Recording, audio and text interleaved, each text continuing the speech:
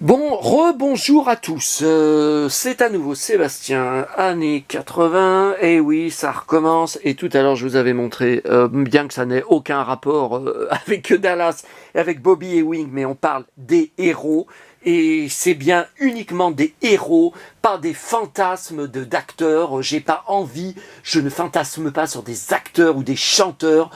Quand vous pensez que je fais, par exemple, je collectionne tout, Johnny Hallyday, Eddie Mitchell, Michel Delpech et tant d'autres. Toute la discographie, voyez, ça c'est tout Johnny. Johnny, ça c'est encore, il y a encore du Johnny, c'est DVD, CD, film, concert, tout ça. Johnny et Delpech et même Eddie Mitchell, ils avaient l'âge de mon papa. Je suis pas amoureux de chanteurs qui avaient l'âge de mon papa. Non mais j'ai été très choqué, j'ai été très blessé par ce troll que pourtant je ne connais pas, Capitaine Niglou, qui a posté ça parce que c'est de l'incompréhension par rapport à toute ma démarche de partager avec vous le plaisir que j'ai de partager avec vous ma forteresse de solitude et mes centaines et mes milliers de passions d'archivage de toutes les années 80, 70 et 80. C'est pour ça que j'aime beaucoup, je m'entends bien avec l'internaute qui est très actif, qui fait aussi sortir beaucoup de coffrets de séries télé, Chris Reynaud. Et il faisait partie à une époque de l'émission Les Enfants de la télé avec Arthur, et il passait chaque fois dans l'émission, il venait présenter des séries télé vintage, tout ça. Et il a la même démarche que moi. On essaye de partager notre passion pour toute la culture vintage des années 70, 80, un peu années 90 aussi, il y avait encore des choses très très bien dessus. Donc alors, on a été interrompu tout à l'heure. Donc vous me demandez de vous montrer à la télé, de vous présenter des séquences de Dallas ou des reportages avec Patrick Dufy, donc disons, où il y a Bobby, mon idole absolue depuis mon enfance. Donc, Dallas, 1981 sur TF1. J'avais 11 ans quand c'est arrivé, que ça a commencé le samedi soir, c'était vers 22h à l'époque, je crois. Puis après, ils y ont passé en prime time, vu les audiences qui avaient explosé, que c'était un véritable phénomène de société. Donc, j'avais 11 ans. Et ensuite, donc, toutes les années 80 et 90, je me suis fait je ne sais pas, toutes les diffusions, j'ai regardé l'intégrale de Dallas. Ensuite, le problème, c'est que sur TF1, et vous êtes beaucoup à m'en reparler, les gens ont décroché en France, les audiences ont baissé. Après le retour de Patrick Dufy dans la série, après sa fausse mort, après une saison où en fait tous les événements qui sont passés seront un rêve de Pam, donc ça, la pilule n'est jamais passée, aussi bien en France qu'aux États-Unis. Mais Patrick Dufy explique à chaque fois que malgré ça, malgré ce truc énorme, la série a quand même duré encore 4 saisons. Elle ne s'est pas arrêtée tout de suite après ça. Donc, je collectionne toute la filmographie de Patrick Dufy, ça c'est tout sur des DVD maison. Ces derniers téléfilms de Noël, ces dernières années, je les ai tous pris. Bon. Par contre, j'ai un problème pour vous montrer ce que je vous dis. Parce que pour choisir une séquence, alors vous m'avez dit, ne nous remontre pas la mort de Bobby, ne nous remontre pas l'incendie de South Fork. Tout ça, c'est des trucs dont on se souvient. Ne nous remontre pas les innombrables bagarres qui étaient pourtant formidables entre lui et son frère JR, qu'il bourrait de coups de poing, c'est souvent Jock qui les séparait. Bon, après, quand Jock est mort, c'est Ellie qui les séparait. Montre-nous de l'inédit. Enfin, des trucs, des anecdotes peu connues. Bon. Alors, le problème que j'ai une cassette, une VHS que j'avais fait à l'époque d'une diffusion sur TF1 de l'intégrale. J'avais fait un spécial Patrick Dufy, donc ça, c'est une VHS. Je sais plus si c'était en direct ou si j'avais fait des montages sur mes différents magnétoscopes, je sais plus, où il y a toutes ces plus grandes scènes dans la série. Mais après, est-ce que c'est vraiment... je sais qu'il y a la dernière scène, oui, où JR se tire dessus, en 1991, dans la 14e saison. Mais est-ce qu'il y a vraiment, depuis le début, je ne me rappelle plus, sauf que j'ai un problème, mon magnétoscope m'a lâché il y a 1 an ou 2, je ne peux plus... donc ça, contrairement à beaucoup de choses que j'avais mis sur DVD maison, que j'avais transféré, ça, je n'ai pas eu le temps de le mettre, donc je ne peux pas vous le montrer. Et je n'arrive pas à trouver de magnétoscope pas cher.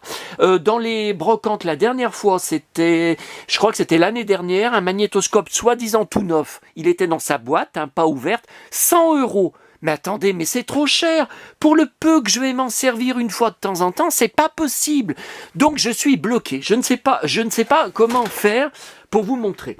Alors par contre, au niveau des DVD France, bon ça vous le savez, beaucoup de gens normalement le savent, donc seules les 7 premières saisons sont sorties en coffret chez Warner France. Ça a été catastrophique parce qu'ils avaient perdu certaines versions françaises d'épisodes des premières saisons qu'ils ont été obligés de redoubler à l'époque, dans les années 2010. Donc Dominique Paturel, c'était sa voix vieillissante, enfin sa voix des années 2010, et d'autres personnages dont les doubleurs sont morts, comme par exemple, ou ne font plus de doublage, comme la voix de Ellie ou la voix de Lucie, ont été changés. Il y avait plein de personnages qui n'avaient plus la même voix. C'est ridicule. Les ventes n'ont pas suivi, donc Warner a refusé de sortir la suite. On n'a plus rien après la 7e saison, alors que tout aux USA, tout est sorti, bien sûr. Je crois même qu'il doit y avoir un coffret avec les 14 saisons. Bon. Et là, j'avais acheté cette saison, la saison 10. Donc c'était la fameuse saison qui était passée sur la 5, qui avait été, en fait, ils avaient damné le pion à TF1. Ils avaient acheté à coups de millions à l'époque la saison inédite, donc c'est la saison du retour de Bobby, après le rêve de Pam. Donc les audiences avaient fortement remonté, la série était sauvée, oui, sauf que tout au long de la saison, les gens n'ont pas tellement accroché. Alors il y a JR qui est qui a monté une association avec un terroriste qui s'appelle BD Kaloun. Et ensuite, le terroriste se retourne contre JR et donc non seulement lui fait du chantage d'argent, fait aussi exploser des puits de pétrole, mais veut aussi assassiner JR. Donc Bobby s'en mêle. Ils sont un peu Starsky et Hutch tous les deux. Ils vont dans les hôtels enquêter. Ils ont même des flingues à la main. Donc ça devient vraiment Starsky et Hutch. Bobby et même JR ont des flingues à la ceinture.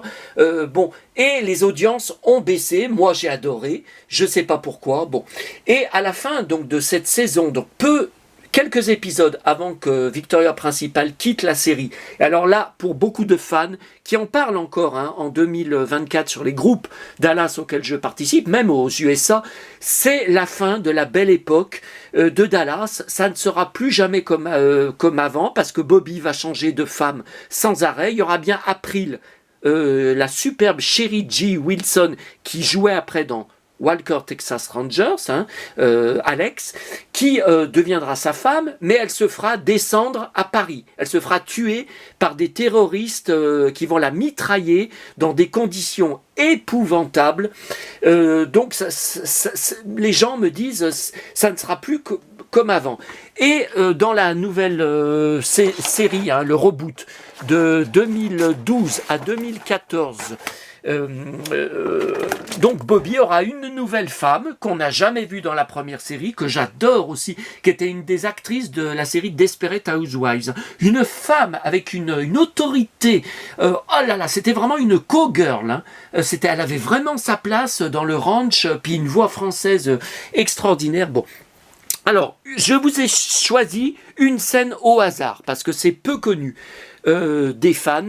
Alors, c'est le coffret. Donc, il y a plein de langues dessus, mais il n'y a ni la VF, ni les sous-titres français, alors que j'ai des sous-titres dans presque toutes les langues. Donc là, c'est un épisode à la fin, vers la fin de la saison. Donc Bobby, on lui tend un piège dans un bar, dans un saloon, en fait, c'est trop compliqué pour vous expliquer. Ils recherchent Jack Ewing, joué par Dak Rambo.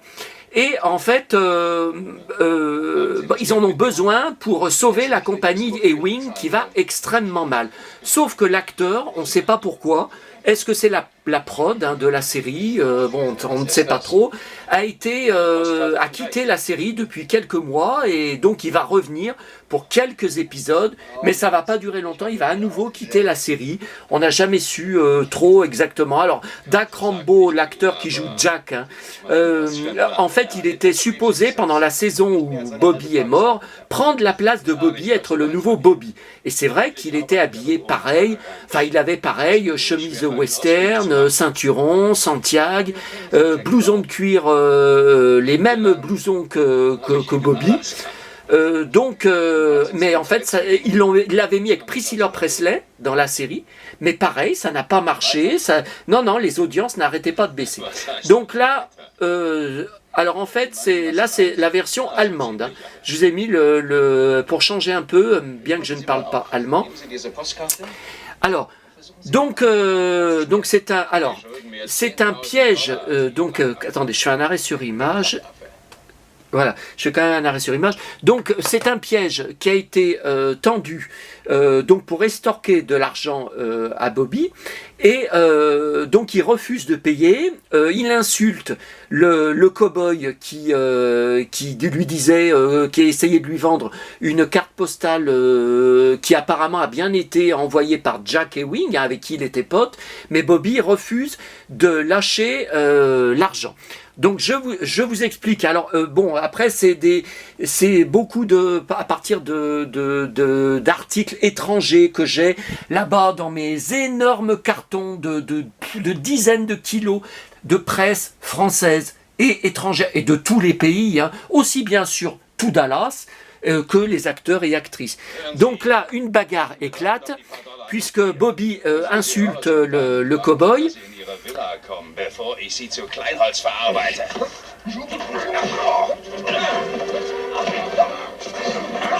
Alors, là, je fais un premier arrêt sur image. Alors, ce que vous ne savez pas, enfin moi j'y ai appris bien plus tard, ça avait été en fait raconté par les cascadeurs, hein, puisque les 3 cow-boys contre lesquels il se bat là dans le bar, or, ce n'est qu'une de parmi des dizaines et dizaines de bagarres de Bobby tout le long des 14 saisons de la série, plus les 3 saisons du reboot, hein, où il se bat même contre Mitch Pileggi, vous savez, l'acteur de X-Files, qui joue Ryland, le grand méchant de la série. Bon, alors là, en fait, ça a été un drame. Patrick Duffy, alors, quelques semaines avant, ou peut-être un mois ou 2 avant, a perdu ses parents, assassinés sauvagement dans le bar qu'il tenait. Ses parents qui étaient âgés, assassinés par des petits voyous.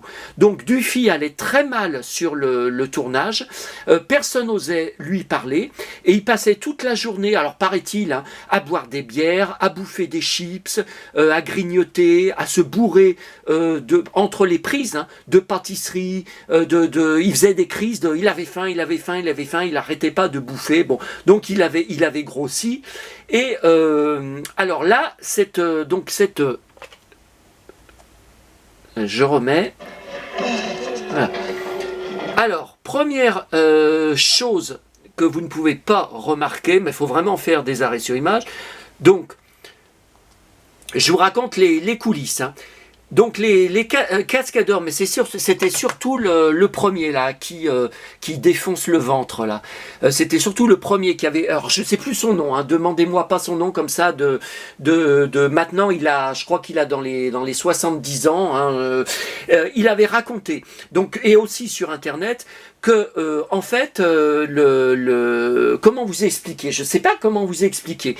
La bagarre avait bien sûr été répétée avec les cascadeurs, sauf que le jour du tournage, les cascadeurs étaient complètement bourrés et ils ne pouvaient pas saquer Patrick Duffy. Et ils l'ont vraiment frappé. Donc, en fait, les coups de poing que vous voyez qui prend dans la bagarre n'étaient pas prévus. Il reçoit des vrais coups de poing. Voilà, donc là il se retourne, il prend un coup de poing dans le ventre, il prend un coup de poing dans la figure, donc il ne s'y attendait pas, en vérité, enfin c'était pas prévu dans la scène, et chose que vous ne pouvez pas voir. Alors attendez, je sais pas si on va pouvoir voir. Bon, à côté, le gars, là, donc c'est un figurant, hein, il était pote avec les cascadeurs, enfin il l'avait vu avant que Dufy vienne tourner, il avait vu les préparations, il avait vu les cascadeurs parler entre eux et tout, et il savait qu'ils allaient vraiment tabasser Patrick Dufy. Et donc en fait, on voit peut-être pas bien, là, plusieurs fois quand vous faites des arrêts sur image, il se marre que Patrick Dufy reçoive des vrais coups de poing.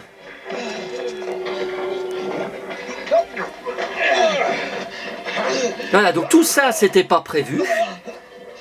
Voilà pourquoi il s'envoie autant. Un coup de poing dans le ventre, coup de poing dans la figure. Donc voilà.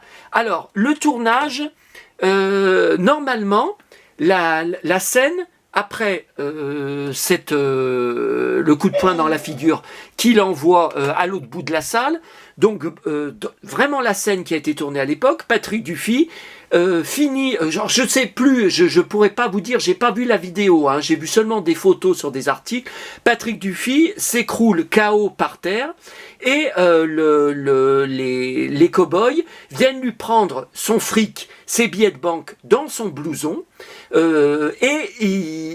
donc il se comment vous dire, il est pas tout à fait évanoui, il est pas tout à fait dans les pommes, il essaye de se rebeller et un des cascadeurs donne plusieurs coups de pied dans le ventre à Bobby, à Patrick Dufy, et qui finit KO dans les pommes. Sauf que après le tournage, Dufy a fait un scandale sur le plateau, a été voir Leonard Katzman, le producteur, a dit bon voilà, ça a fait un buzz, un truc pas possible. Il savait pas comment le calmer. Il a à nouveau menacé de quitter définitivement la série. Sans tourner d'épisodes d'adieu et tout. Enfin, ça a été un cirque pas possible. Donc quand on regarde bien, alors là, je ne sais pas comment, il faut vraiment s'y connaître en cinéma, hein, mais quand vous regardez bien, il y a eu un raccord, ça a été tourné, ça n'a pas été tourné en même temps, il y a eu un montage, voilà, juste à ce moment-là, où Bobby se libère, a réussi à envoyer balader, ce qui est complètement improbable dans la vie, les mecs, et leur casse la gueule, et ils sont tous KO. Voilà. Et donc, bon, il saigne du nez, mais il est essoufflé, mais voilà, et il s'en va.